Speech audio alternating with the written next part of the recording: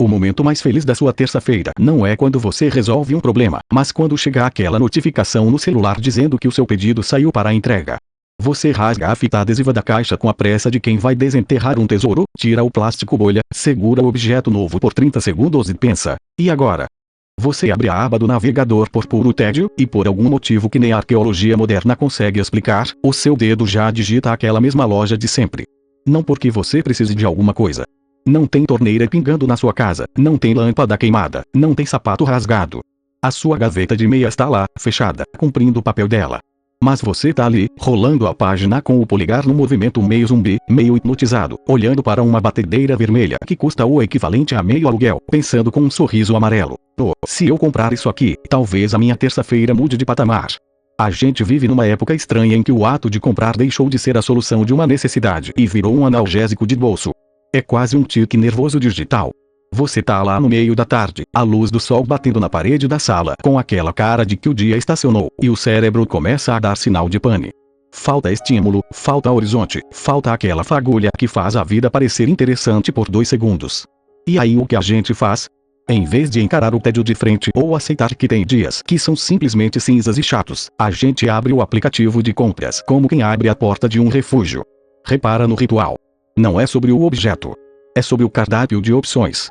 Você entra na categoria de coisas para casa, ou de organização, ou de eletrônicos que você nunca vai usar na vida, só para ver as fotos bonitas, com aquela iluminação de estúdio que faz qualquer cabo USB parecer um artefato de luxo.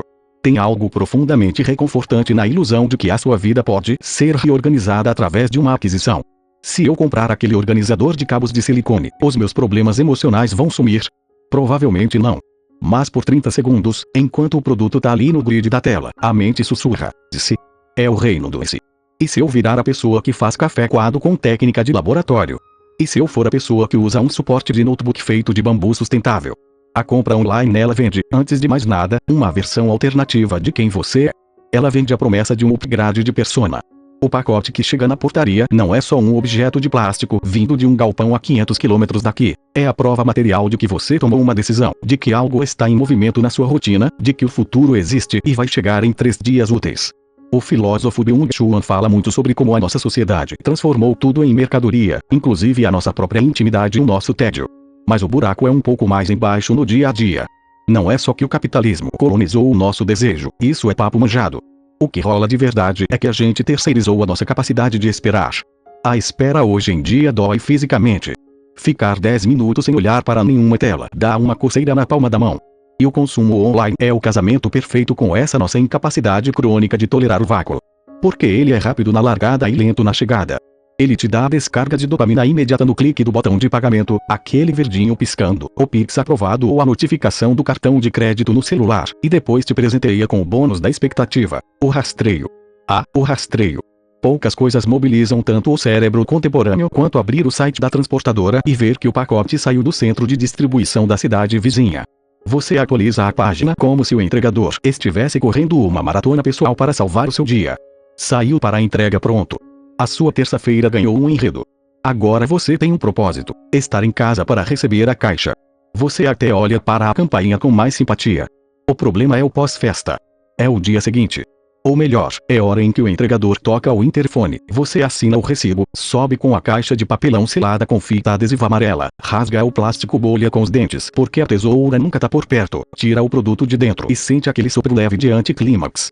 Sabe aquele silêncio que vem logo depois que você rasga a embalagem? É um silêncio curioso. Você olha para o objeto na sua mão, digamos, um suporte magnético para celular que gira em 360 graus, e pensa: tá. E agora? O objeto tá ali na mesa. Ele é exatamente igualzinho à foto do anúncio. Não tem defeito. Mas a sensação de que a sua vida mudou dura exatamente o tempo que o plástico bolha demora para ir para a lixeira. A felicidade do consumo, ela tem a durabilidade de um iogurte fora da geladeira. Ela é feita para evaporar rápido, porque se ela durasse, a economia quebrava e você não ia sentir a coceira de novo na quinta-feira à noite. Sêneca, lá na Roma antiga, já falava sobre essa mania humana de colecionar desejos que não se sustentam. Ele dizia que o homem não sofre por falta de coisas, mas pelo excesso de expectativas em cima de coisas que não podem preencher o que falta por dentro. Só que Sêneca não precisava lidar com frete grátis para compras acima de R$ 79 e nem com a facilidade de salvar o número do cartão no navegador. Se ele vivesse hoje, ele ia entender perfeitamente o porquê de você ter 3 caixas de papelão acumuladas na área de serviço esperando o dia da coleta seletiva, enquanto você tá com a aba do navegador aberta olhando para um umidificador de ar em formato de lua cheia. Porque no fundo, o que a gente busca no carrinho de compras não é o produto. É o intervalo. É aquele microsegundo em que a gente consegue acreditar que o peso da existência pode ser resolvido com uma transação via Pix em 4 vezes sem juros. A gente compra porque a vida real é meio desajeitada, meio lenta, cheia de areia nas engrenagens, onde as coisas não se resolvem com 3 cliques e um código de rastreio.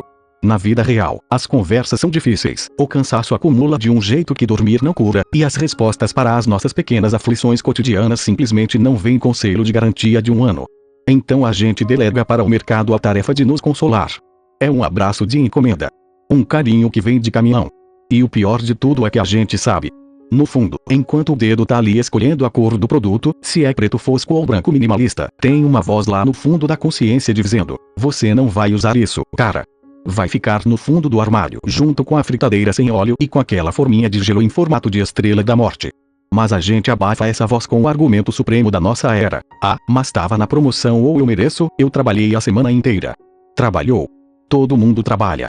E é justamente por isso que a gente chega nesse estado de exaustão sutil, onde a única recompensa acessível, rápida e que não exige olhar nos olhos de ninguém é o botão de finalizar compra. O que nos leva a um ponto curioso sobre o tal do carrinho abandonado. Sabe quando você enche a tela de coisas, chega na hora de pagar, olha o valor total, sente um pânico moral repentino, fecha a aba e vai lavar a louça? Esse momento de lucidez é fascinante. Esse momento de lucidez é fascinante porque ele dura exatamente o tempo da água cair na esponja. Você tá lá esfregando o copo, com a espuma subindo pelo braço, e por 3 minutos a sua mente fica limpa. Parece que o perigo passou. Você venceu o impulso. Você economizou R$ 150 mais o frete. Mas aí você termina a louça, seca as mãos na toalha pendurada no forno, pega o celular de novo por puro reflexo, como quem confere se a realidade mudou, enquanto você olhava pro lado, e a aba tá lá. O carrinho continua cheio. E a coceira no dedo volta, só que agora com juros. Porque existe um tipo de culpa preventiva que é quase tão viciante quanto o próprio consumo. A gente se sabota só pra ter o prazer de voltar atrás, ou pior, a gente cede só pra provar para si mesmo que a nossa vida é miserável o suficiente para justificar mais um pacotinho na portaria. É uma engenharia complexa de autocomiseração. E o pior é que a indústria mapeou exatamente essa engrenagem.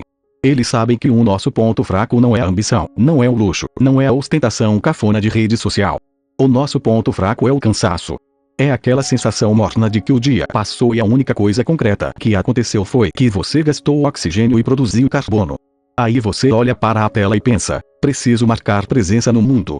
Preciso que aconteça alguma coisa que dependa de mim, mesmo que seja a escolha do sabor de uma pasta de dente importada que promete clarear os dentes em 7 dias. 7 dias. Quem é que tem paciência para esperar 7 dias por qualquer coisa hoje em dia? A gente quer o milagre do rastreio em tempo real. A gente quer abrir o mapa no aplicativo e ver o entregador de moto fazendo uma curva na avenida principal, como se ele fosse um anjo da guarda mecânico trazendo a salvação embrulhada em plástico bolha. Tem um filósofo francês chamado Jean Baudrillard que falava muito sobre como a gente consome menos os objetos em si e muito mais os signos, as ideias que vêm grudadas neles. Ele dizia que a gente compra a promessa de uma vida melhor que o objeto carrega, como um brinde invisível. Só que o Baudrillard não chegou a ver o frete grátis para compras acima de R$ 79. Se ele visse, ia entender que a gente nem quer mais a promessa de uma vida melhor. A gente só quer o ritual de antecipação. O momento exato em que o dedo desliza na tela e o som de confirmação toca no alto-falante do celular. Plim. Esse barulhinho curto, seco, sem a alma, é a nossa sonoplastia de alívio. É o equivalente moderno ao sino da igreja batendo para avisar que a missa acabou e você já pôde voltar para casa. Só que a missa aqui é a nossa própria insignificância diária. E a absolvição dura exatamente o tempo de tirar o produto da caixa. Porque depois que o papelão vai para a lixeira da cozinha e a fita adesiva é jogada fora, o objeto vira mobília. Vira parte da paisagem cinza da sala.